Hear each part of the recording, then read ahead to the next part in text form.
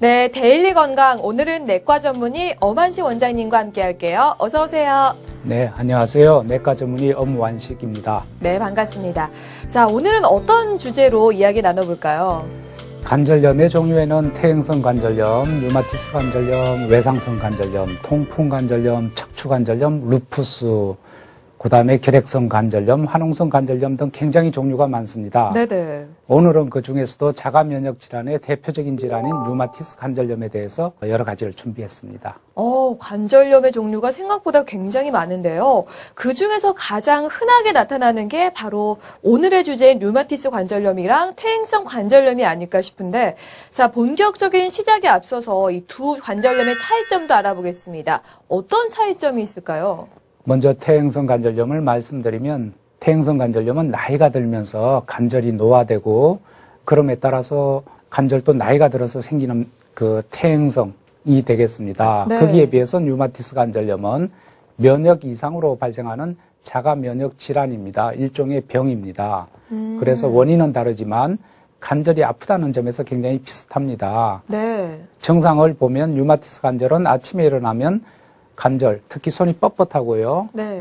손 전체에 붓고 열이 나고 아프고 활동을 하면 할수록 붓기가 빠지고 오히려 좋아집니다. 네네. 그러나 퇴행성 관절염은 아침에 일어나면 별로 그렇게 아프지는 않은데 활동을 하면 더 아파집니다. 특히 류마티스 관절염은 주로 손발에 이상이 생기고요. 퇴행성 관절은 흔히 여러분 관절 아픈 부위, 무릎, 허리 이런 곳에 생기게 됩니다. 발생 원인도 다르지만 증상도 다르네요.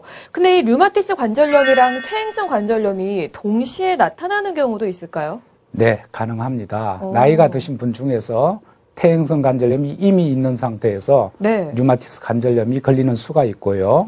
네. 반대로 류마티스 관절염을 오래 앓다가 그로 인해서 2차적으로 퇴행성 관절염이 생길 수도 있습니다. 손관절의 경우에는 퇴행성 관절염이 주로 손가락에 그 마지막 관절, 여기하고 중간 관절에 많이 생깁니다. 네네. 그러나 류마티스 관절은 손목부터 해서 손 중간 관절, 네. 이 부분에 많이 생기게 되고요. 그 다음에 이 손 중간 마디는 퇴행성과 류마티스가 같이 생기는 중간지대가 되겠습니다. 그렇군요. 그 류마티스 관절염의 경우에는 손목부터 손가락 중간까지가 굉장히 많이 발생한다라고 하셨는데, 혹시 다른 부위에도 발생할 수가 있을까요?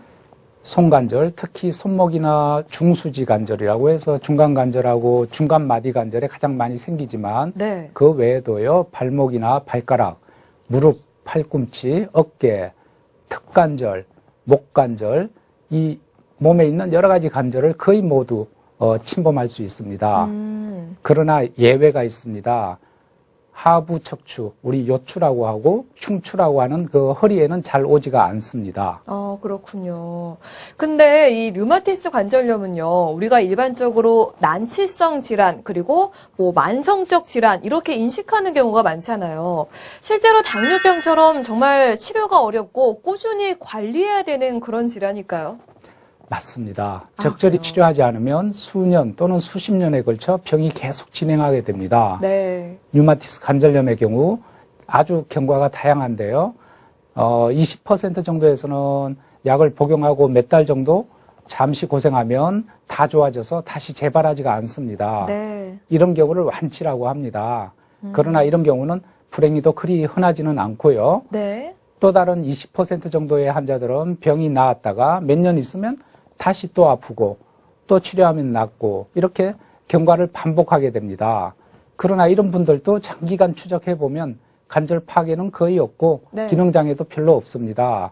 그래서 이런 경우는 아주 경한 단계를 밟게 되고요. 이런 분들은 처음 관절이 두세 군데 정도로 생기고 혈액에서 류마티스 인자가 별로 그렇게 많이 나오지 않고 이런 분들이 이런 경우가 되겠습니다. 지금 말씀드린 20%, 20% 그리고 나머지가 60%인데 이 네. 나머지 60% 환자가 문제가 되겠습니다. 이런 분들은 만성 관절염으로 넘어가게 되고 치료를 하지 않으면 관절이 계속 나빠져서 네. 나중에는 관절 변형, 기능 장애가 생겨서 굉장히 불편하게 됩니다. 이런 분들은 약을 계속 드시고 치료하셔야 됩니다. 다행히 이런 분들은 치료를 계속 하시면 나중에 크게 겉으로 봐서 불편하지 않고 살아가는데 큰 장애 없이 네. 일상생활을 하실 수가 있습니다. 그 60% 환자들은 만성 관절염으로 발전할 수 있다라고 하셨잖아요. 네. 그럼 그렇게 만성으로 가는 특별한 경우가 따로 있나요? 맞습니다. 그런 경우를 연구를 통해서 저희가 다 이미 밝혀져 있는데요. 네. 혈액검사에서 류마티스 인자나 항CCP 항체가 아주 강하게 나오는 경우 또는 피부 밑에 류마티스 결절이라고 하는 것이 생기는 경우, 그 다음에 류마티스에 대한 특정한 유전자가 생기는 경우, 네. 그 다음에 젊은 여자 환자에서 관절염이 생기는 경우나 우리가 처음 진찰을 했을 때 엑스레이에서 뼈가 이미 손상이 되어 있는 경우가 있습니다. 이런 분들은 경과가 아주 길고 나중에 안 좋은 경우로 진행하는 가능성이 아주 많아진다고 볼 수 있습니다. 그러나 이런 분들도 일찍 치료하시면 대부분 크게 문제 없이 일상생활 네. 유지할 수가 있겠습니다. 조기 치료를 받으면 크게 문제가 없다라고 하셨는데 아까 그 경과가 길고 심한 경우에 젊은 여성의 경우를 들으셔서 제가 깜짝 놀랐어요.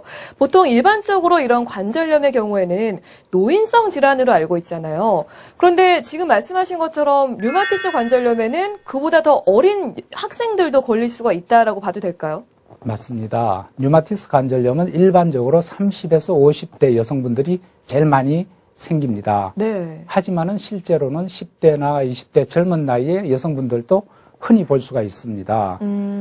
특히 16세 이하의 소아에서도 생길 수 있고요. 네. 이런 경우는 병명을 소아 류마티스 관절염으로 따로 분류해서 네. 소아과에서 진료하게 되겠습니다.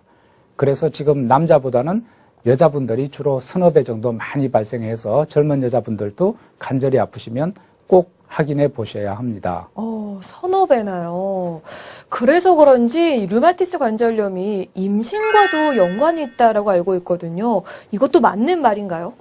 네, 맞습니다. 젊은 여성 환자들의 경우 특히 출산 직후에 관절이 아프신 경우가 굉장히 많습니다. 네. 그래서 류마티스 관절이 아닌가 그때 방문하시는 경우도 많고요.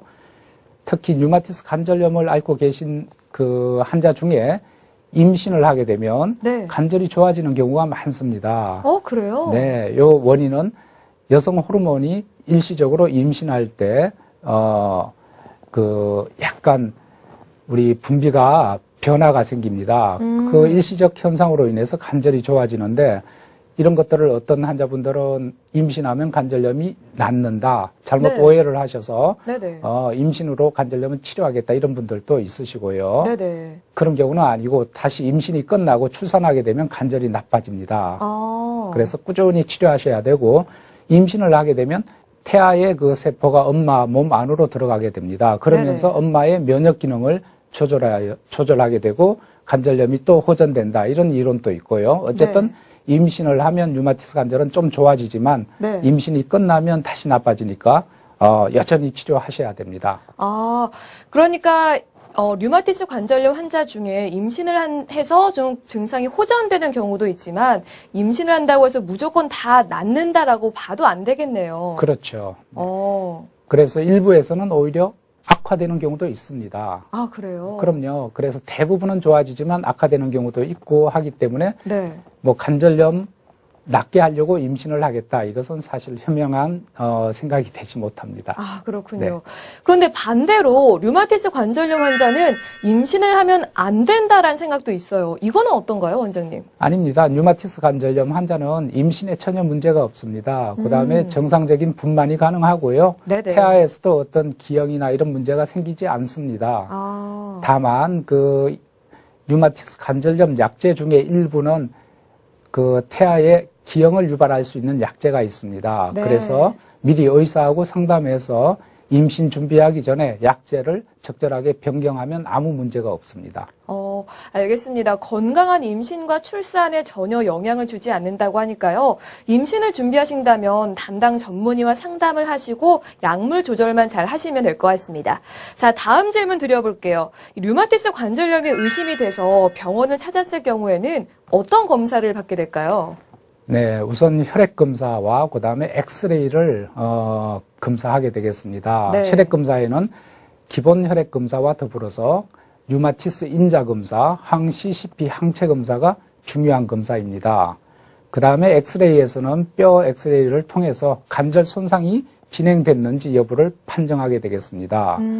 특히 그 혈액 검사에서 ESR이나 CRP와 같은 염증 수치라고 하는 것이 있습니다. 그래서 네. 현재 병이 있으면 얼마나 활성도가 증가되어 있는가를 판정하게 되겠고요.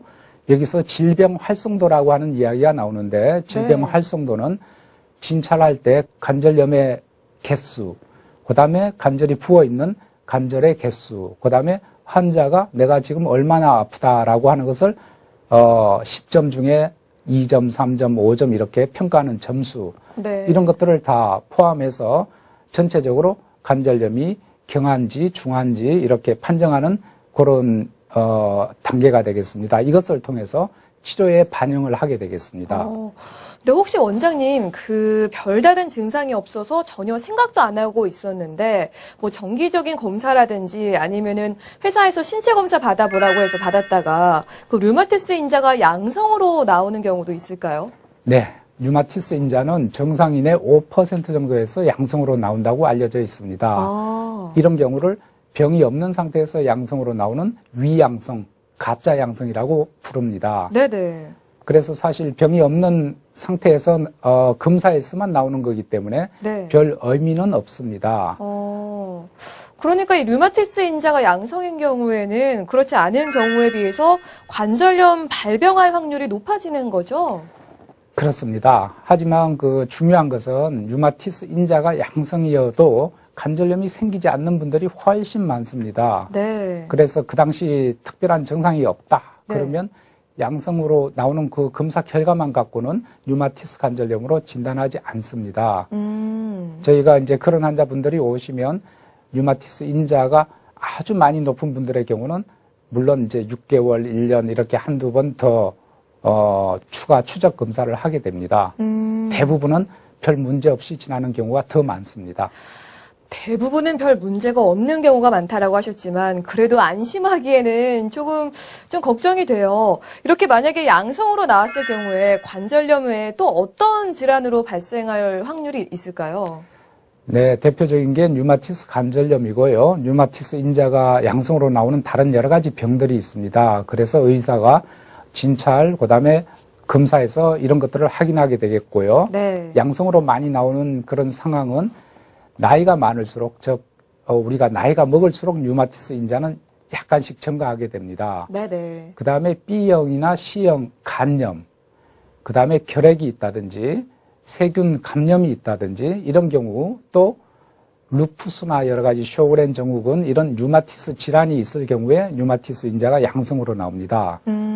그래서 그런 경우 병원을 방문하시면 의사들이 혹시 이런 병이 있지 않나 염두에 두고 진단을 하게 되겠습니다. 네, 알겠습니다. 자, 이어서 치료 방법도 살펴볼게요. 류마티스 관절염의 경우에는 손목부터 손가락 중간까지 많이 발생하지만 다른 부위에도 발생할 수가 있잖아요. 그럼 발생 부위에 따라서 치료 방법도 달라질까요? 대체적으로 부위에 따라서는 치료법이 크게 달라지지는 않습니다. 네. 다만 심한 정도에 따라서 질환 활성도가 아주 높은 그런 중증인 경우에 치료가 아무래도 더 많이 그리고 더 빨리 해야 됩니다. 그래서 다발성 또는 급성으로 아주 심하게 생긴 경우에는 예후가 좋지 않습니다. 그래서 네. 그런 경우에는 치료약을 한 가지가 아니고 여러 가지 약제를 동시에 적극적으로 사용하게 되겠습니다. 그러나 이제 반대로 예를 들어서 손가락 관절 한두 군데 조금 관절염이 생겼다. 네. 이런 경우에는 우리가 생각할 때 약한 치료, 약 한두 가지 정도로서 치료가 가능하겠습니다. 그렇군요. 그 치료 방법도 자세히 알아볼까요? 어떻게 치료하게 되나요? 네, 류마티스 관절염 치료에서 가장 중요한 것은 약물 치료가 되겠습니다. 네네. 수술은 최후에 우리가 생각할 수 있는 수단이 되겠습니다. 네. 그래서 진단이 되면 우선 약물 치료를 시작하게 되는데 대표적으로 두 가지로 나눌 수가 있겠습니다. 네. 우리 아픈 관절염의 증상을 호전시키는 치료, 거기에 쓰는 약이 소염 진통제, 스테로이드가 있습니다. 그 다음에는 병 자체를 장기적으로 진행을 억제해서 완치에 이르게 하는 치료약이 있습니다. 네. 이런 약을 항류마티스 약제라고 부르고 또 다른 약제는 생물학적 제재 이 두 가지가 있습니다. 그 호전 치료 방법으로 소염 진통제랑 스테로이드제를 꼽아 주셨는데요. 이 약물 치료를 하면 증상이 바로 좋아지는 거예요?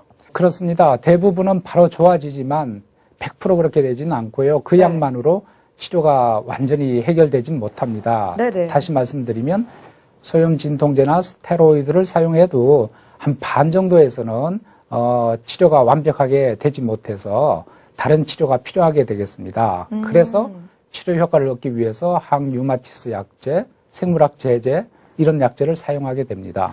그 항류마티스 약제와 생물학적 제제의 차이점은 뭘까요? 어떤 차이가 있을지도 말씀해 주시죠. 네, 일반적으로 소염 진통제나 스테로이드보다는 지금 말씀드린 항류마티스 약제나 생물학적 제제가 효과가 굉장히 더디 나타납니다. 네네. 그래서 이런 것들은 진통 효과보다는 장기적으로 염증을 억제하고 관절 파괴가 진행되는 걸 막아줍니다.